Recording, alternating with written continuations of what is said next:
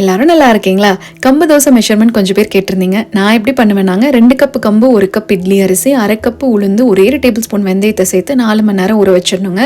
நான் இன்னைக்கு மிக்சியில் தாங்க அரைச்சி எடுத்துக்கிட்டேன். நீங்கள் வேணால் கிரைண்டரில் கூட அரைச்சிக்கலாம். 2 பேட்சாக அரைச்சி எடுத்துக்கிட்டேங்க. இந்த அரிசி பார்த்திங்கன்னா மைய அரைப்படக்கூடாதுங்க. இந்த மாதிரி லைட்டாக திரியாக இருந்தால் தான் தோசை சூப்பராக இருக்குங்க. அரைச்சி ஒரு பாத்திரத்தில் ஊற்றி உப்பெல்லாம் போட்டு கலக்கி வச்சுட்டுங்க.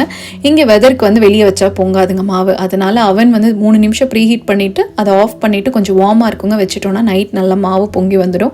ஸோ அந்த மாவு நல்லா புளிச்சு பொங்கி வந்தது. என்னால் வீடியோ ஷூட் பண்ண முடியலங்க. தோசை ஊற்றுறதுலேருந்து தான் எடுக்க முடிஞ்சது. இப்போ தோசைக்கல்ல ரொம்ப சூடாயிட்டாங்க. இந்த மாவில் நம்மளுக்கு லேசாக அந்த தோசை மாவு சுற்றுறதுக்கு வராதுங்க. அந்த டைமில் லைட்டாக தண்ணி தெளிச்சுட்டு மாவு ஊற்றி அப்படியே சுற்றுனீங்கன்னா நல்லா லேசாக தோசை கிடைக்குங்க. நல்லா கிறிஸ்பியாகவும் இருக்குங்க.